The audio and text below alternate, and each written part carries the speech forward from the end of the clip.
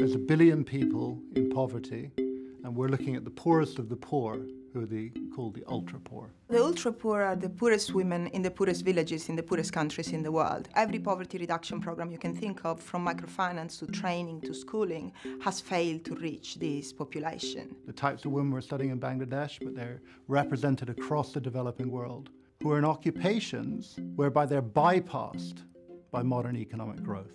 Very insecure employment, incredibly low levels of consumption. We don't know whether they're stuck there because they are unable to move to other occupations or because they face barriers. Their low-paid and insecure jobs mean they cannot build up any skills or resources to get themselves out of poverty. With no assets to speak of, loans are not an option. Something had to be done.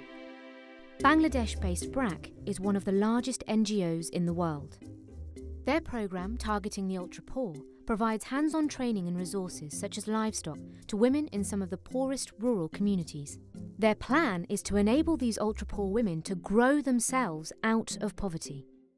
But at a cost of $280 per person over 2 years, people are rightly asking, does it work?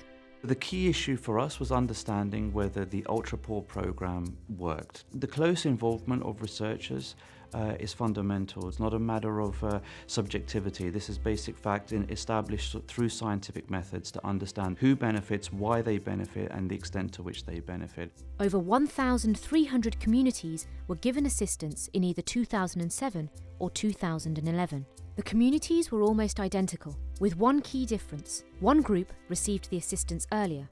This allows researchers to isolate how the BRAC assistance helps the communities. At the start, almost all of them were illiterate. Most of them had no livestock. Many of them were the sole earners in their household, and they were more likely to be working for other people in casual, unreliable jobs. Researchers have been monitoring these women and their communities for up to 8 years. The latest findings show a striking success.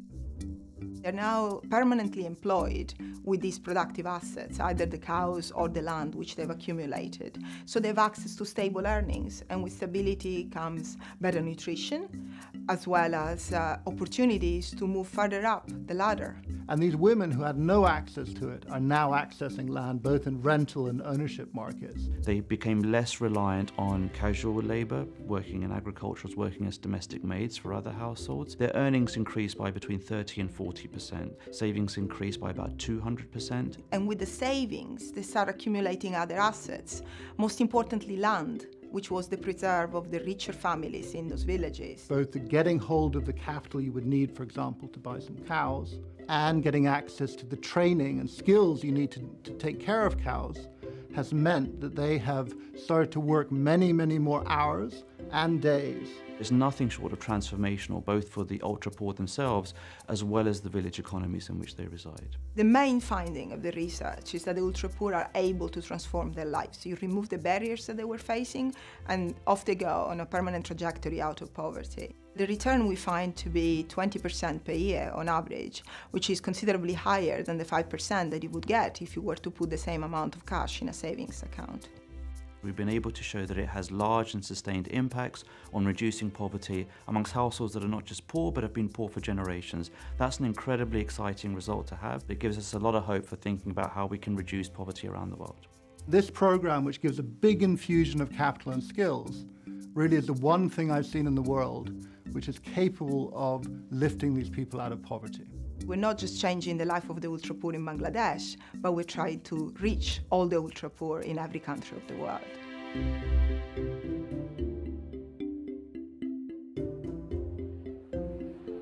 We thought, okay, let's see how this goes in a Pakistani context. From 2,000 households, where we started with the pilot, people were getting out of poverty, they had access to education, access to health. We've gone to about 80,000 households.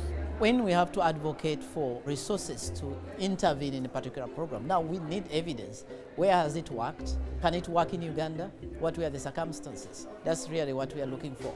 We need to influence policymakers. To do that, they look for empirical data and they look for the credibility of that data. So those lessons learned and gleaned through the Bangladesh experience can be applied to different contexts. It's not only about building a school or giving an asset, it is about making women feel proud, making them feel empowered, making them feel that they have a voice. That's the very powerful thing about it.